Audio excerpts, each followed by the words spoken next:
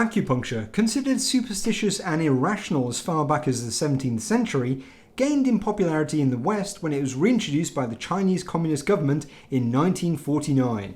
This reinstatement of this once outlawed practice was probably down to nationalistic reasons or a need for any form of healthcare for such a large population. Now, since its adoption, acupuncture has been extensively studied and it's generally considered to be utterly useless, although some argue that because of the placebo effect, it may have some slight applications. However, I believe that the placebo effect has been exaggerated even by prominent skeptics, allowing pseudoscience to firmly get one foot in the door. Everything's fucking wonderful!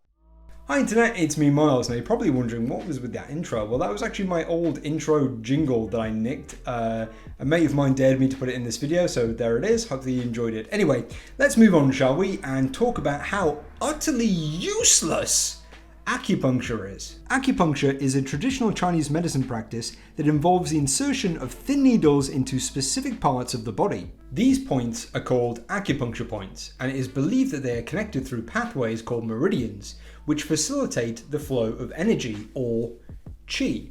Now, proponents of acupuncture believe that an imbalance of this qi, or a blockage of this qi, causes illness and discomfort. And only by stimulating very specific parts of your body can this flow be restored and you feel better. It's bollocks. It's bollocks. Straight out of the gate, it's bollocks. We all know this is bollocks, right? During an acupuncture session, sterilized, although there are examples where non-sterilized needles... Anyway, no, I'm not going to go down that road. Too dark.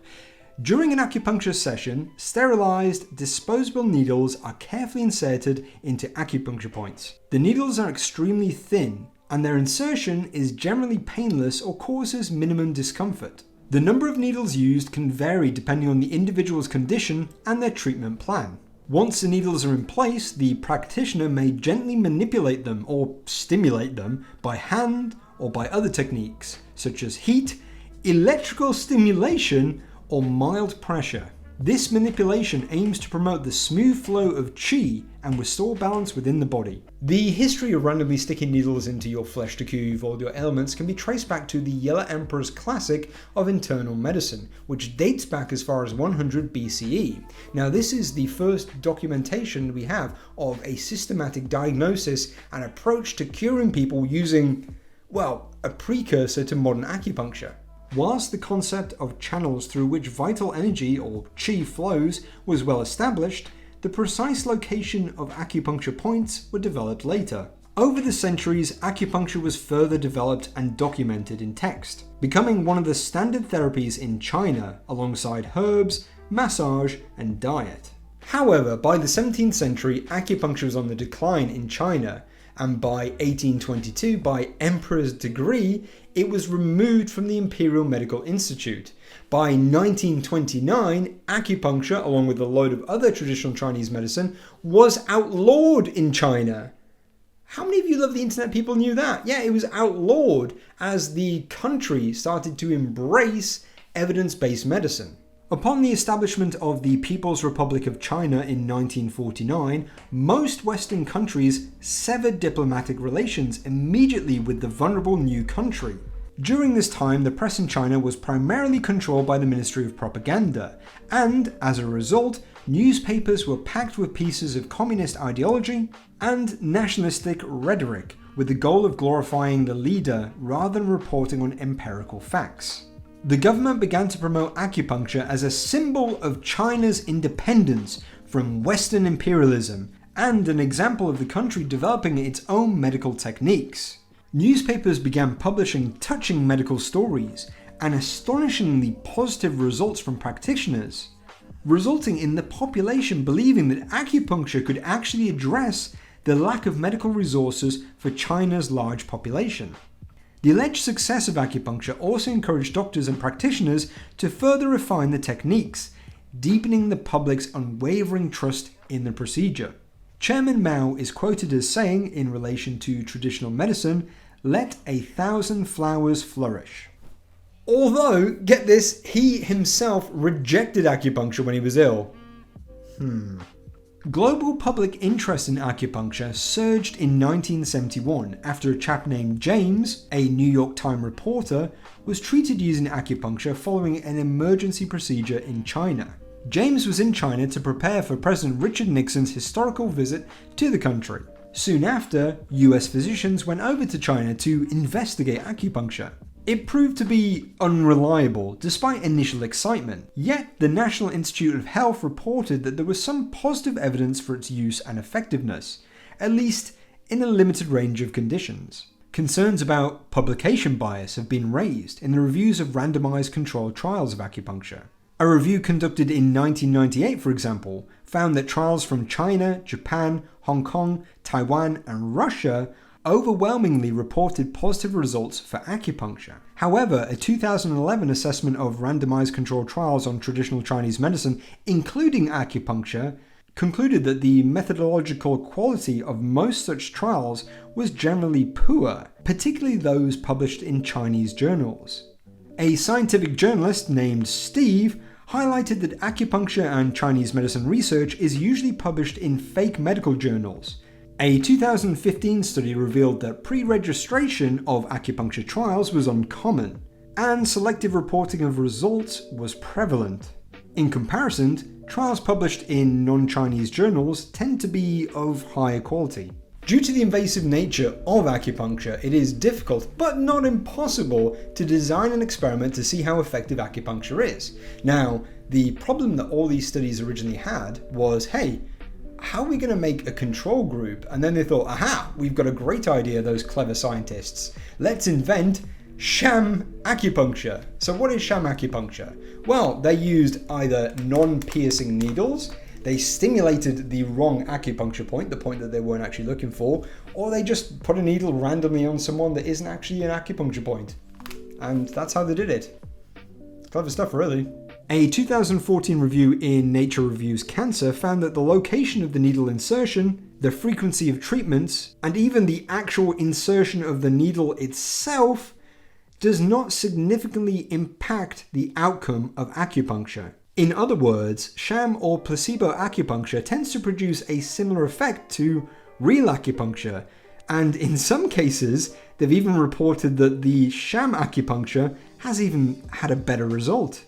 A 2013 meta-analysis also reported similar findings. However, they did also say that their evidence suggests that a greater number of needles in a specific session can improve the outcome of acupuncture compared to the control. While some studies have suggested that acupuncture may alleviate some pain, the meta-analysis shows that this treatment is ineffective and the results are all over the place, even when they're investigating a very specific condition. Moreover, evidence suggests that any perceived benefit of acupuncture is relatively short-lived. Therefore, there is insufficient evidence to promote its use over more mainstream, established treatments. To put it simply, there have been thousands of trials looking into acupuncture, and there have been hundreds of systematic reviews. All of the good ones say that this stuff is utterly useless. But what about the placebo effect, I hear you cry? Well, I think personally that it can be seen as ironic or contradictory when advocates of acupuncture attribute its effectiveness to the placebo effect. By suggesting that acupuncture works primarily through the placebo effect, they're essentially acknowledging that the treatment itself does not have any objective or scientifically therapeutic effects beyond the person's psychological response to the treatment.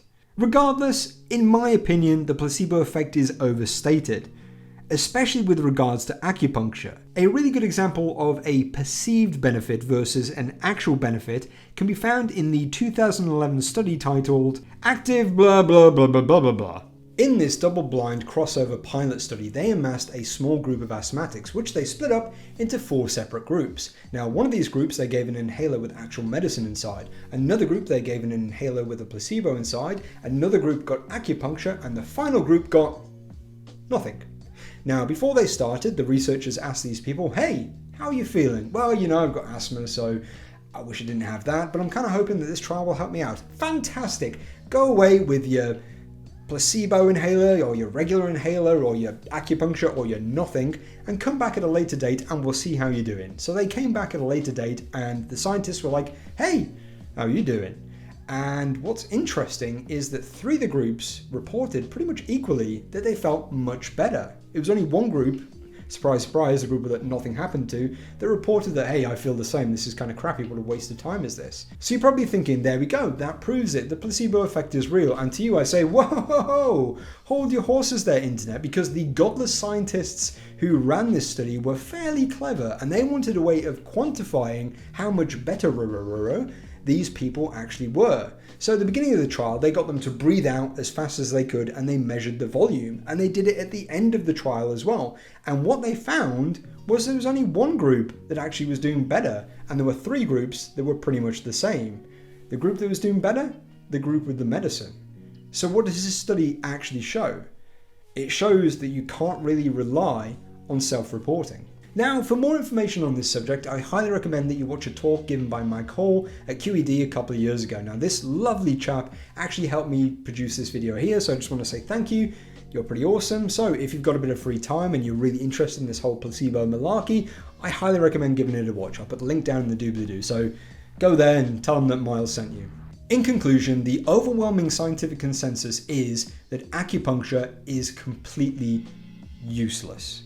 Now, I realize there are some practitioners out there who accept this, but think that it still works because of the placebo effect. Heck, there are even science communicators out there who just parrot this stuff about the placebo effect being so powerful with regards to acupuncture. No, none of that. Acupuncture is a pseudoscience, just like homeopathy, just like MMS, just like black salve, just like chiropractic. And we shouldn't allow any of this quackery to get a foot in the door. We shouldn't, because if we do, people will suffer.